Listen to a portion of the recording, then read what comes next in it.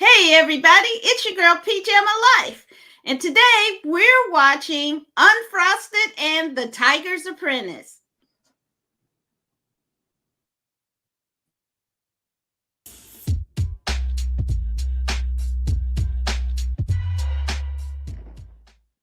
Hey everybody, it's your girl Pajama with Pajama Life. And with me are my two favorite guys, these two right here. David, say hey to the people. Say hey, David. Okay, Patrick, say hey to the people. Hey, David. Okay. Anyway, hey, everybody. Glad you're here. We'll got some stuff to talk about. This will be great. Okay, we'll get started. David can pick up and join us. Let's start. First is the Pop Tart origin story, Unfrosted. Finally crushed that big red K that never stops glaring at me. Major news from the breakfast world. The Post Cereal Company has reportedly invented a shelf-stable fruit pastry breakfast product. No. Yeah. Boy. How do you think Post did it? There's always a surprise inside the box. I wonder if they use xanthan gum. Xanthan. The race to reinvent breakfast with the help of Steve Schwinn, Chef Boyardee, and Jack LaLanne. They're stacking the deck with Whoever ringers. gets to the shelves first is gonna win this thing. Give up the tarts, old man! We're about to have some very powerful people very upset. Are you making any progress? It's not to scale, but What are you guys, 5 years old? Little John draws better than that. And I think there's something wrong with him. how did it get this far? It's breakfast. Things happen. Isn't this a cereal company? Why did my husband explode? David, are you back? I think so, everybody. Great to be with you tonight. I got to tell you, I wasn't a huge fan of Seinfeld, but I love Unfrosted. This has got a devilishly delicious taste of sugar, a little bit of sappiness, a little bit of just kind of cynicism with it all. It was delightful in my mind. Big thumbs up for Unfrosted. Hey, Patrick, what'd you think? Unfrosted to me feels like I don't know if you guys know much about how you mix colors. If you mix red with yellow, you get orange, right? Or you know what happens if you mix all the colors together? You get ugly brown. Just something. This is what this felt like to me. Is like Of course. there was no. Go ahead. Of course, because they've got lots of talent, so much talent all over the place, Right. so many big names, but it was just wasted. It was not funny that much for the most part. What? I found it. No, it wasn't funny. I was like, it was like they were trying to do way too much and just failing at most of it because they tried to do too many things at the time. I mean, John Hamm, you've got great bits. You've got the Mad Men stuff. You got this. You got Amy Schumer. You got Hugh Grant. You saw all these people just right there in the previews. And I mean, all of them are great. And you know what? Somebody's got to be in charge. And there was nobody in charge in this thing. It just felt like just everybody, hey, do your thing. You do your thing. You do your thing. It's okay. It was weak, so weak. And Jerry Seinfeld, and as you said, Seinfeld I enjoyed Seinfeld a lot because there was somebody in charge. Somebody was directing the way things flowed, and the side characters were just that, side characters. But in this, all the characters are all side characters. There was no main character. So weak. Okay, so Pat's in a crappy mood, but I love Pop-Tarts and I love Unfrosted. I love cherry frosted Pop-Tarts the most. And I think it was a lot of fun. I like the sly humor of it all. The talking about some historical stuff that went on. Particularly the link with Mar-a-Lago. I thought that was hilarious. And I think it was a lot of fun. You could tell everyone was having so much fun making this. And that's nice to see. And with Jerry Seinfeld, cereal was a central part of his Seinfeld character, and in real life, he still talks about cereal. So it seemed like the perfect kind of match for this, and having Melissa McCarthy, and so many great comedians and past SNL folks in it, that I think everybody brought something fun and lighthearted. The two kids, though, were the best. They were the best. They were really so much fun, and they delivered just 100%. And I really hope they have really great careers ahead of them. They were just adorable in this. And so many sly things about our childhoods and many other childhoods. So Unfrosted is quite tasty to me and filled wink with something special. I can do a million puns. I definitely think, and David definitely thinks, that you should watch Unfrosted. And next up is a animated movie from Paramount Plus, The Tiger's Apprentice. Let's take a peek. Are you ready to begin your training? We're the Zodiac, sworn to protect the Guardian. Who's the featherweight? Hi, I'm Tom. What? Feel the power inside you. Oh, yeah! Wait, you don't talk too, do you? We need you for what's coming. Who said kids can't fly? And I hope you ain't afraid of this, y'all. I don't know if I can be who you need me to be. Your grandma believed in you. It's in your blood. I've waited 1,000 years for this moment. I am the Guardian. We've got this.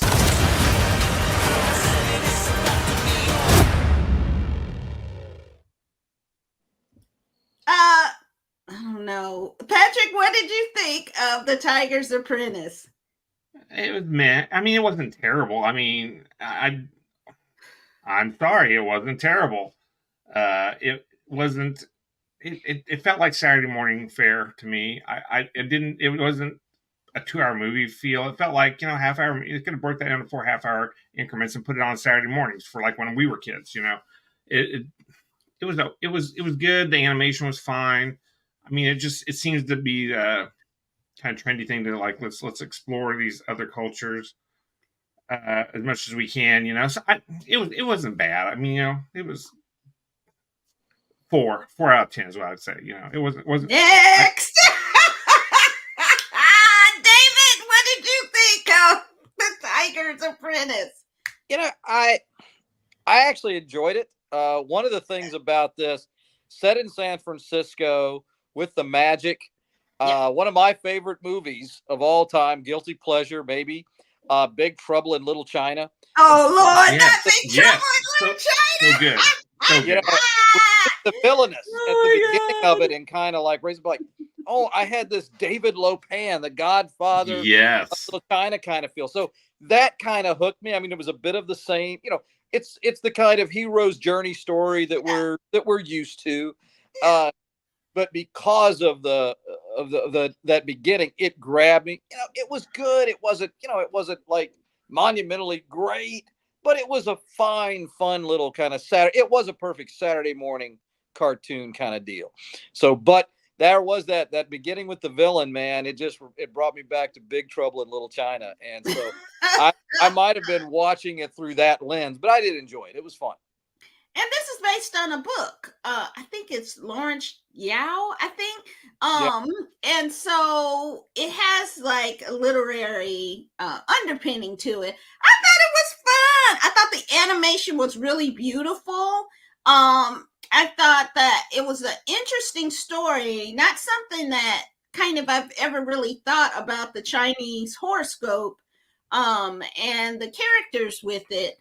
So I thought that was neat, and I like how they made the characters kind kind of fun.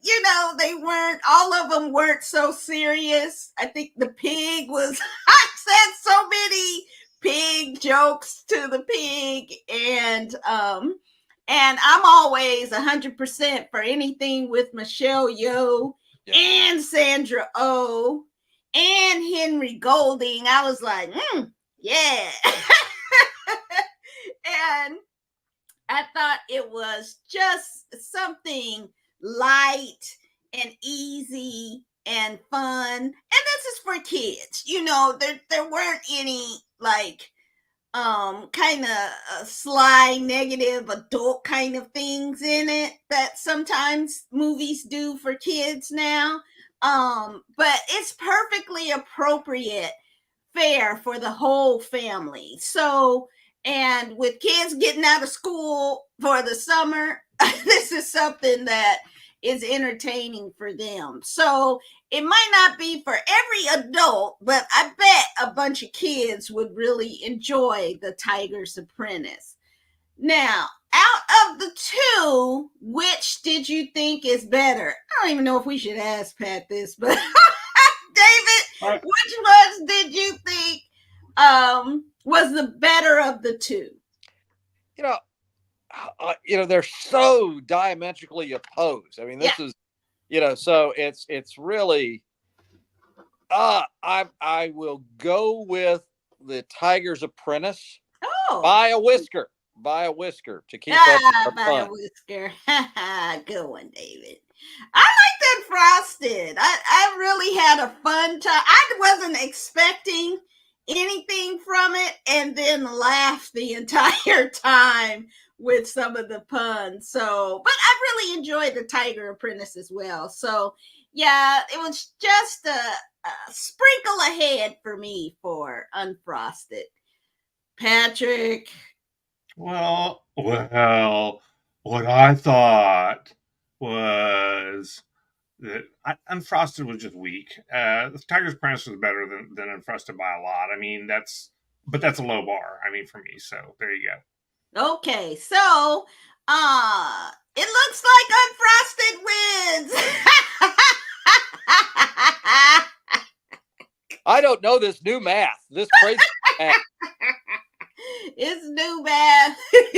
Well, definitely for the entire family, you definitely can watch The Tiger's Apprentice, and for the kid and all of us, you could watch Unfrosted. But there's some language and stuff in there that probably is maybe a little bit over kids' heads, but definitely a fun week this week. Okay, next week we have it's finally here. I know David is excited. I know Pat hopefully is excited about something. It is The Acolyte. It is here. We will be watching it and discussing it probably ad nauseum, but it is here, as well as the interesting A24 movie Love Lies Bleeding with Kristen Stewart to celebrate Pride Month. So we'll try to have something each week or so to feature or discuss something around Pride Month this month to celebrate our LGBTQ IA people out there. And definitely you want to come back and take a watch with us. David, that'll wrap it up for us. You want to say goodnight to the people? Hey, everybody, enjoy June. It was a beautiful spring day here on the East Coast. I hope you're, wherever you are, being able to have some fun and be ready to watch some new Star Wars, a new time period, new characters, new saga to get into here. So we'll see you next week. All right, Patrick, say goodnight. All right, everybody. Yeah, I'm excited about The Acolyte next week. It's going to be great. Super excited. Doctor Who continues being super great. Can't wait to see the next episode. So good. Just keep watching stuff. Keep going to the movies. Keep supporting your movie theaters. And keep supporting PGM Life. We just surpassed our first 1,000 subscribers. And so it's you who help us to meet that goal. And the next 1,000, we hope, are soon and on the way. And we will see you next time. Take care. Bye.